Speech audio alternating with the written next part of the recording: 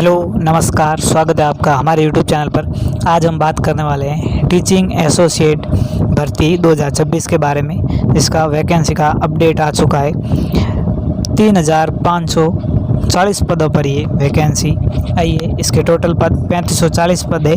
इसकी योग्यता, पाठ्यक्रम, रणनीति क्या है, ये सब देखेंगे और इसके फॉर्म जो है 5 मई से शुरू होने वाले हैं।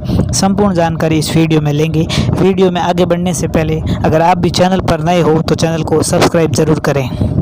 ये भर्ती जो आपके है वो राजस्थान कॉलेज एजुकेशन सोसाइटी के टीचिंग एसोसिएट संविदा आधारित पदों हेतु सीधी भर्ती है। भर्ती कौन से पदों पर है, ये सारी जानकारी इसमें ये दे रखी है। पूरी ये जानकारी जो आपके दे रखी है 3540 पदों के अलग अलग आप इसमें पूरे PDF में देख सकते हैं। ये पूरी जानकारी दे रखी है। और ये विशेष नोट है, राजशेष hiring of man power rules 2023 नियमों के अंतर्गत सर्जित पदों पर प्रथम संविदा नियुक्ति अधिकतम 5 वर्ष की अवधि के लिए अथवा सोसाइटी की अवधि की समाप्ति तक। ये जो भर्ती है आपके 5 साल तक होगी, 5 सालों तक होगी, या फिर सोसाइटी की अवधि की समाप्ति तक। सोसाइटी की जो अवधि है इसकी समाप्ति तक, या फिर समाप्ति तक जो भी पहले के लिए की जाएगी। तथापि यदि सोसाइटी की अवधि में विस्तार किया जाता है, अगर सोसाइटी की अवधि में विस्तार किया जाता है तो सोसाइटी की आवश्यकता अनुसार, किसकी, सोसाइटी की आवश्यकता अनुसार तथा संविदा पर नियुक्ति व्यक्ति की उपयुक्तता का मूल्यांकन करने के उपरांत संविदा नियुक्ति की अवधि को एक बार से में अधिकतम 3 वर्ष के लिए बढ़ाने का निर्णय ले सकती है।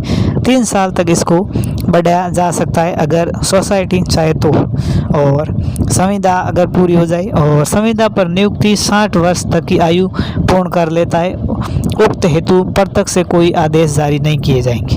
अगर 60 वर्ष तक आपने इसमें पूरी कर ली है तो इसके बाद आपके 3 साल अगर सोसाइटी बढ़ाती है तो अभी आपको आगे के लिए नहीं रखा जाएगा। सक्षम प्राधिकारी के पास उक्त सभी संवर्ग के पदों को बढ़ाना, घटाना या निरस्त करना, प्रत्याहरित करने का अधिकार होगा। इन पदों के नियम एवं शर्तों का संशोधन करने का अधिकार होगा।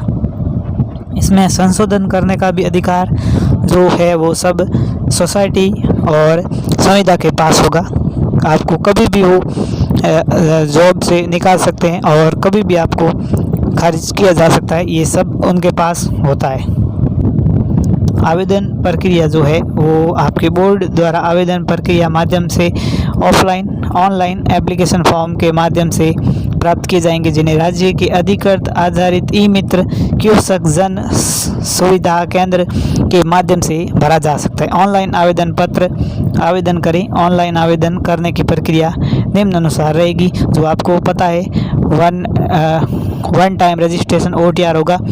OTR शुल्क पंजी जमा नहीं किया गया है तो अभ्यर्थी को सर्वप्रथम OTR करवाना पड़ेगा। अगर आपने पैसे जमा नहीं करवाए पहले तो OTR करवाना पड़ेगा। OTR प्रक्रिया पूरा करने के बाद अभ्यर्थी SSO ID के माध्यम से आवेदन कर सकेगा। ये आवेदन की प्रक्रिया है। और आवेदन प्रक्रिया जैसे सभी की रहती है वैसे इसमें भी सेम रहने वाली है। OTR करना पड़ेगा और SSO ID के माध्यम से होगा इसमें आपके।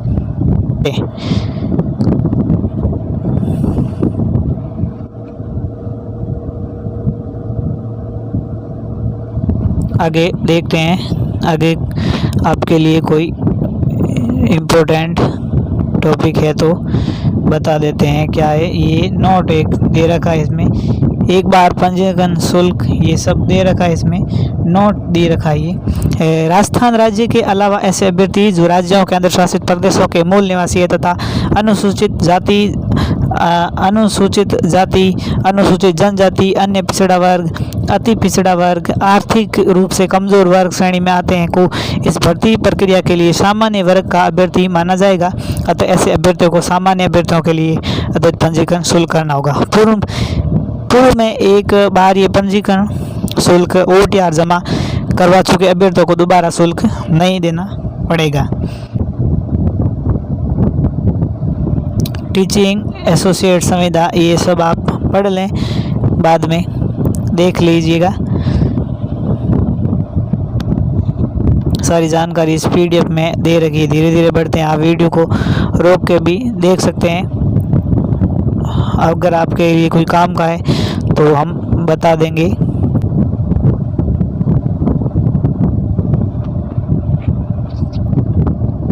ये यहाँ पर आपको दे रखा है नोट में 1 नंबर पर गैर अनुसूचित क्षेत्र की रिक्तियों के विरुद्ध अनुसूचित क्षेत्र के निवासी भी आवेदन कर सकेंगे। महिला, भूतपूर्व सैनिकों, दिव्यांगजनों के लिए आरक्षित पदों का आरक्षित क्षैतिज होगा।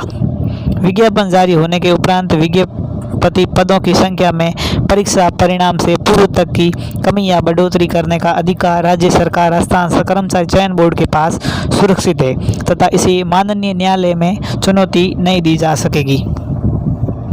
अब बात करें अनुसूचित जाति, अनुसूचित जनजाति, अन्य पिछड़ा वर्ग, अति पिछड़ा वर्ग के रूप में कमजोर अभ्यर्थियों को नियमानुसार आरक्षण प्रदान किया जाएगा। जैसे आरक्षण विधवा, तलाकशुदा और इन सबको आरक्षण सभी में जैसे दिया जाता है वैसे ही विधवा, तलाकशुदा। और इसमें जो कार्मिक राजस्थान सरकार की अधिसूचना दिनांक 17/1/2013 के अनुसार किसी वर्ष विशेष में सीधी भर्ती के लिए राजस्थान के अनुसूचित जनजातियाँ 28/3/2000 के अनुसार पिछड़ा वर्ग, अति पिछड़ा वर्ग के पात्र एवं उपयुक्त अभ्यर्थी उपलब्ध नहीं होने की दिशा में उनके लिए इस प्रकार आरक्षित रिक्तियों को, इससे आगे कोई काम का नहीं है। 8वां आयु के बारे में जो दे रखा है, आयु विभागीय नियमों में उल्लेखित आवेदन करने की अंतिम तिथि के पश्चात आने वाली आगामी जनवरी की प्रथम दिनांक से आयु गणना की जाएगी। 2027 की 1 जनवरी है, आने वाली जनवरी की प्रथम दिनांक मतलब 1 दिनांक से गणना की जाएगी। प्रावधान के अनुसार आवेदन दिनांक 1/1/2027 को 21 वर्ष की आयु प्राप्त कर चुका हो तथा 40 वर्ष का नहीं हुआ हो। 21 वर्ष का और 40 वर्ष का, 40 वर्ष से अधिक नहीं होना चाहिए और 21 वर्ष से कम नहीं। अधिकतम आयु सीमा में अनुसूचित जाति, अनुसूचित जनजाति, अन्य पिछड़ा वर्ग, आर्थिक रूप से कमजोर वर्ग और अति पिछड़ा वर्ग के पुरुष अभ्यर्थियों को जो राजस्थान के मूल निवासी है के मामले में 5 वर्ष की छूट दी जाएगी। कितने की? 5 वर्ष की।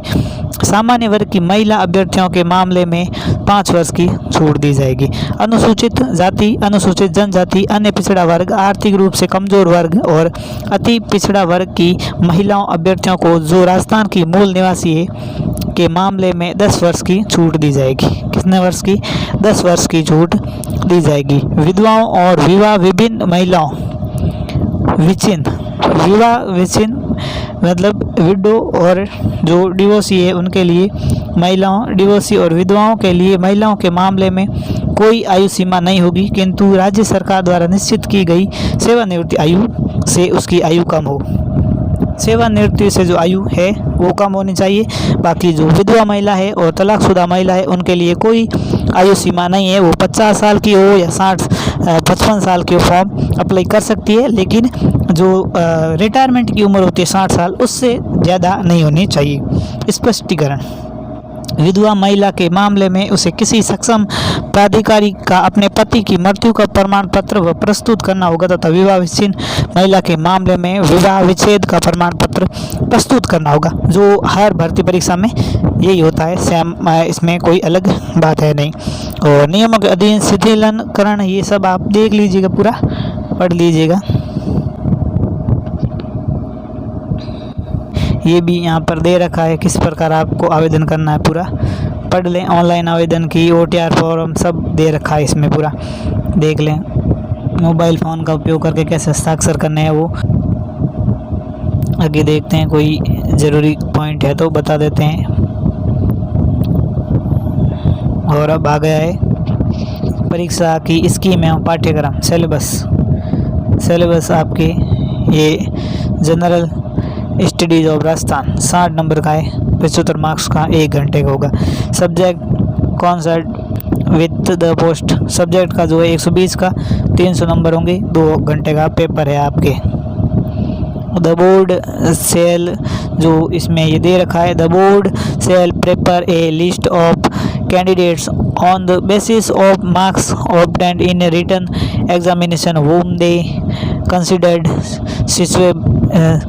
suitable for appointment to the post contact arranged in order of merit, and then the board shall forward the list to government।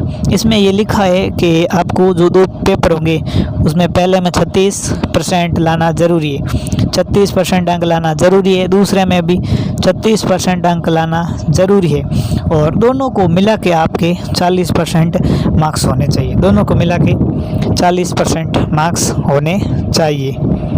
ये इसमें लिखा हुआ था। ये जो आपके आ गया अब सिलेबस, पेपर 1 का सिलेबस है, ये दे रखा है सिलेबस, आप देख लें, इसमें विज्ञप्ति पूरी सिलेबस की है, ये सिलेबस है।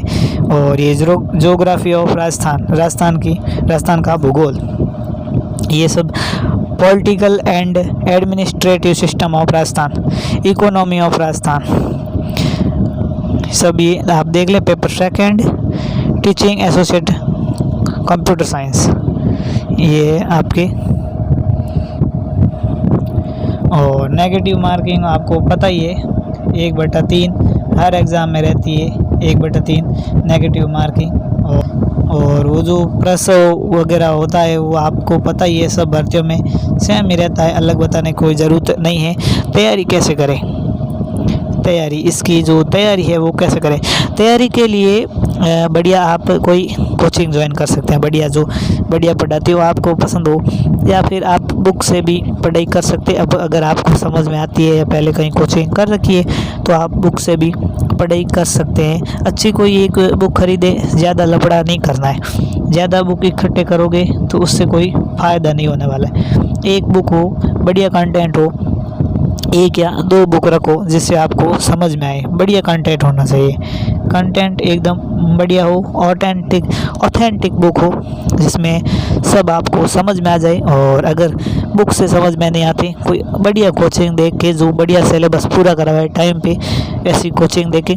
बाकी कहीं ज़्यादातर कोचिंग ऐसी है जो आधा सिलेबस करवाती है, यूट्यूब पे आधा सिलेबस कराएगी और कहीं और पे कहीं आधा सिलेबस कराएगी अपने किसी ऐप में। तो ऐसी कोचिंग से दूर रहे, जो सारा एक जगह करवाए उसी को कोचिंग को ज्वाइन करें, और हमारे इस चैनल को ज़रूर सब्सक्राइब करें ताकि आपको ऐसी भर्तियों की जानकारी मिलती रहे। मिलते हैं एक नेक्स्ट भर्ती में, तब तक के लिए धन्यवाद, जय हिंद।